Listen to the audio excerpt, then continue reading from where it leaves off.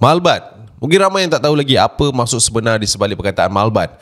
Malbat ni diambil daripada perkataan singkatan untuk satu pasukan Batalion Malaysia yang selalu dihantar oleh negara kita ke luar negara untuk diorang join misi-misi keamanan di luar negara sana. Alright. So senang je, malbat is Malaysia Battalion. Sampai hari ni pun sebenarnya mereka masih lagi menghantar pasukan untuk misi-misi yang macam Acak cakap tadi. Tapi hari ini kita nak highlightkan tentang yang pertama ni lah, pasukan Malbat 1 ketika mereka berjuang di Somalia ketika Perang Saudara 1993. And kita nak share dengan korang hari ni. Jom kita bagi awak knowledge sikit. Kita cerita sampai habis, tapi bukan A sampai Z lah sangat. Jangan risau, kita akan bagi yang padat-padat saja. Okay? Tekan like, subscribe juga, hit bell notification. Kita layan intro macam biasa. Let's roll it.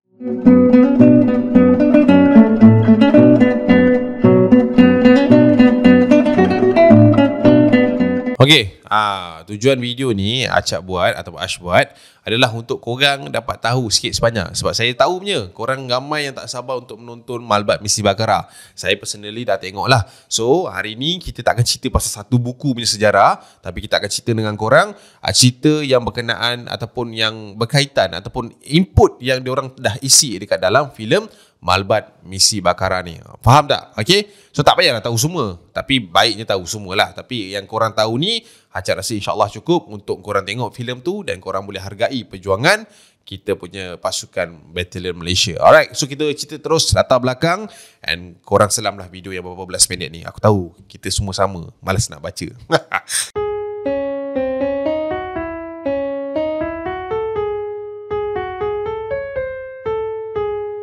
Okey, kita start dengan Somalia. Okey, sejak Somalia merdeka pada 1960, rakyat diorang ni memang ada banyak puak yang tak bersependapat dalam bidang terutamanya politik. Alright. Pada 1969 juga, seorang ahli politik iaitu Muhammad Said Barre atau Bear menjadi Presiden Somalia, tetapi pada 1991 beliau telah digulingkan oleh Farah Aidid yang merupakan bekas duta Somalia di India.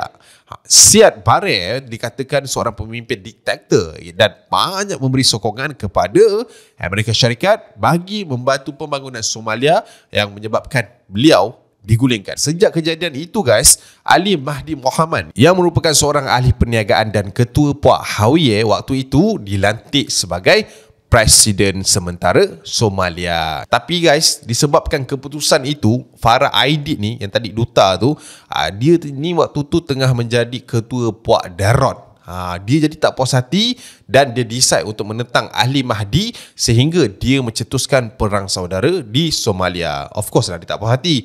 Dia yang bergerak nak gulingkan presiden yang sebelum ni, dalas Ali Mahdi tu yang naik. So macam tu lah. Alright. So bila peperangan ini bermula, keganasan memuncak sehingga tahun 1992 yang menyebabkan anggaran 4.5 juta rakyat Somalia diancam kebuluran. 300,000 daripadanya terkorban dan 1.5 juta yang lain pula hampir mati. Alright, waktu itu ketika perang saudara ini dijalankan, Persatuan Bangsa-Bangsa Bersatu PBB telah pun mula campur tangan selepas keadaan di Somalia menjadi semakin tidak terkawal. Dan ketika itu mereka mengambil seramai 55 anggota tentera Malaysia bertugas di markas UNOSOM 2 sepanjang misi keamanan tersebut. Malaysia yang merupakan salah satu anggota PBB juga telah pun menghantar 870 anggota tentera di bawah Panji United Operation in Somalia, UNOSOM 2.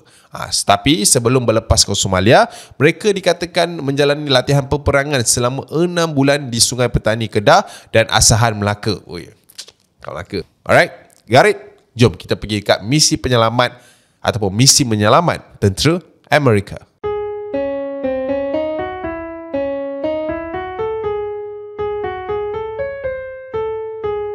So lepas je diorang ni dah habis training untuk misi keamanan ni, nak senang cerita, kita pendekkan cerita, mereka ni pun dah bertolak ke Somalia untuk misi keamanan. Okey, kau jangan keliru diorang ni bukan training nak pergi perang, bukanlah. Dia training juga nak pergi perang in case berlakulah peperangan, pergolakan senjata dan sebagainya. Tapi the main part is diorang nak pergi tengok keamanan. Diorang suruh pergi riki, hantar makan, pastikan rakyat-rakyat Somalia yang tak memerontak ini tak cedera dan sebagainya lah. Bukan semua orang pun yang memerontak, bukan semua orang pun yang angkat senjata. So yang terabai, yang terasing ni diorang kena jaga. Macam itulah senang cerita. Tapi guys, macam orang kata lah, tak semua bendanya aman damai, dan cerita pun bergolak, pasti akan ada konflik dia. Cerita dia adalah pada tarikh 3 Oktober 1993 ketika tentera Amerika melaksanakan operasi yang dinamakan Operation Gothic Serpent, yang ketika itu tujuan mereka adalah untuk menangkap ketua puak tersebut, Farah Aidid. Selepas puak dia ni pergi menyerang hadap tentera Pakistan yang ketika itu bertugas kat dalam tu bagi misi keamanan ni juga, sehingga mengakibatkan korban 24 nyawa. So Pakistan dengan Malaysia ni lebih kurang lah pergi usah-usah apa semua dengan Amerika ni. So waktu tu apa yang diorang buat sampai diorang ni kena tembak, kena serang hadap? Sebenarnya waktu tu tentera Amerika ni diorang pergi masuk dekat kawasan hotspot lah waktu tu, Bakaram Market. Kalau kau nak tahu, kau kena ingat lah this point. Bakaram Market ni adalah hotspot ataupun hot point yang diorang masuk. Tapi yang interesting kat sini, Amerika ni masuk ke kawasan itu, dia tak maklum langsung dekat UNOSOM 2 pada waktu itu. So bila diorang dah masuk dekat tengah-tengah Bakaram Market tu, tentera Amerika ni apa lagi, kena serang le dengan puak militan, sehingga menyebabkan 2 helikopter Skyrossky S-60 Black Hawk mereka terhempas. Black Hawk down lah. So lepas dapat tahu yang tentera mereka ni dikepung oleh puak militan, mereka ni menghantar 4 kali percubaan bantuan untuk mengeluarkan tentera-tentera mereka yang terperangkap, namun semua usaha mereka menemui jalan buntu, gagal, totally fail. Dan mereka yang ada ataupun yang terselamat dekat tengah-tengah Bakaram Market tu kena survive lah sebelum mereka mendapat bantuan seterusnya. Dan akhirnya tentera Amerika akur. Diorang kena yalah, tadi dah masuk sendiri kan, tak panggil backup. Kali ni kena ambil backup sikit lah. Diorang pun terus pergi minta bantuan semula kepada UNOSOM 2. Yang kita tahu dekat dalam UNOSOM ni ada tentera yang melibatkan tentera Malaysia kita, Malbat, tentera Pakistan dan juga tentera Amerika. So diorang pun join the force and mereka dapat arahan daripada UNOSOM. Mereka berkumpul, siapkan semua senjata, tentera, bala tentera dan sebagainya, anggota, dan mereka diarahkan bergerak sebelum matahari terbenam bagi misi menyelamatkan anggota Amerika yang tersekat dekat tengah-tengah pasar Bakara tadi. Alright. So, diorang bergerak dengan menggunakan 32 kenderaan perisai APC dan kekuatan seramai 114 pegawai serta anggota Pakistan, Amerika dan juga Malaysia. Okay?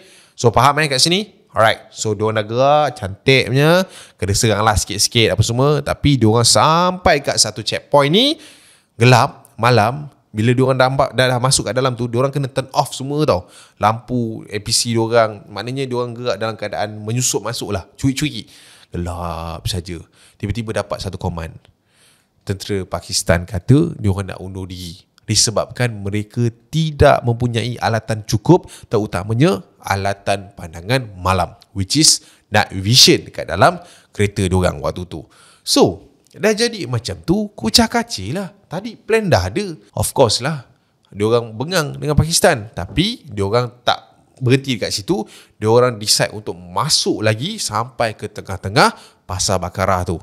So Pakistan nak patah balik dia punya pasal lah. Tapi kali ni Malaysia ni, dia dengan Amerika Syarikat tak patah balik. Diorang memang nak teruskan dengan misi menyelamat tentera-tentera yang ada dekat dalam pasar Bakara tu. Dalam perjalanan diorang daripada checkpoint tu nak masuk ke tengah-tengah Bakara Market tu, mereka diserang oleh puak militan dan berperang tu bukannya sekejap. Diorang terpaksa bertempur.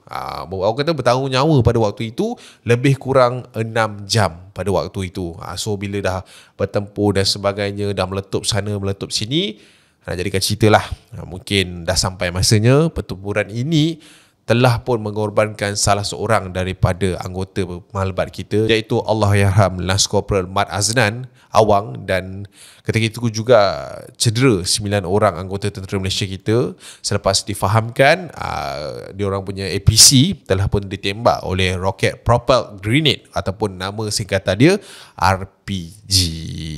Memang satu pengalaman yang mungkin tak dapat dilupakan lah oleh mereka-mereka yang ada dekat tengah-tengah tu. Okay, so cut it short guys, lepas pertempuran itu berlaku lama dan diorang dah berjaya pun kenal pasti dekat mana kawasan anggota-anggota mereka yang terperangkap ini diorang keluarkan, and bukan semua yang diorang keluarkan tu hidup tau guys, ada yang dah jadi mayat dah pun.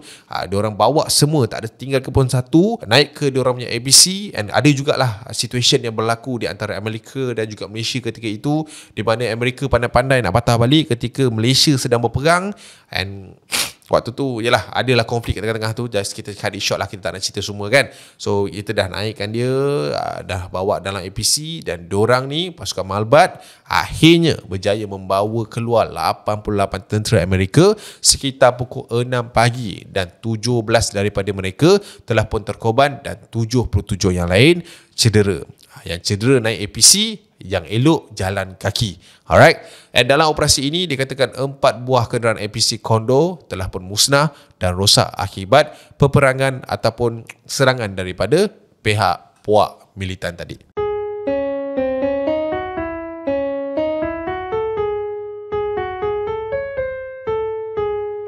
So itulah dia guys, cerita di sebalik sound yang viral tu yang korang dengar dekat awal-awal video tadi. Okay, kita nak cerita teruslah apa ending dia, apa laporan dia kan lepas peristiwa ini.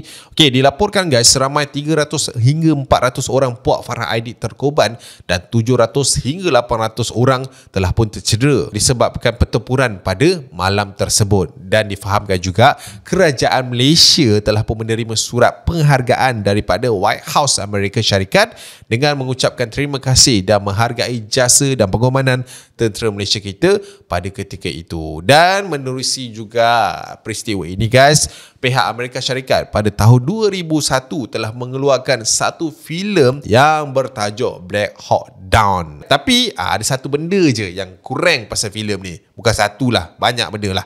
Alright, dalam filem ni diorang dok show off yang diorang ni power, survive dan sebagainya kan. Diorang tak ada cerita langsung yang tentera Malaysia ni masuk bantu diorang. Yang itu diorang tak cerita. Dan disebabkan itu juga pengarah kita Adrian Tay telah pun buat keputusan untuk keluarkan filem Malbat Misi Bakara ini untuk mengangkat kisah perjuangan tentera kita yang sepatutnya diberi kredit dekat dalam peristiwa tersebut. Dekat dalam Misi Bakara ni, apa yang Adrian Tay nak masukkan, bukan Somalia tu semuanya jahat. Dan ada tentera Malaysia yang menjadi tulang belakang pergerakan mereka masa misi menyelamat ni. Semua itu diangkat dalam filem yang ini. Alright, so guys, itu sahaja untuk hari ini. So aku harap korang boleh dapat sedikit sebanyak info sebelum menonton filem Misi Bakara. Kalau korang nak tengok Black Hawk Down dulu sebelum nak tengok Misi Bakara pun okey, sebab diorang ada gel in plot kat situ. Saya dah tengok dah, but okay, I keep it silent. Aku harap korang enjoy. Kita ada next content, kita akan cerita pasal filem dia. Apa benda yang aku banyak kawal ni sebenarnya. Tapi it's okay, alright. Ready. Okay, kita jumpa dekat pawagam-pawagam di seluruh Malaysia. I will be there for you guys. Assalamualaikum. Ciao lu. Assalamualaikum. Bye.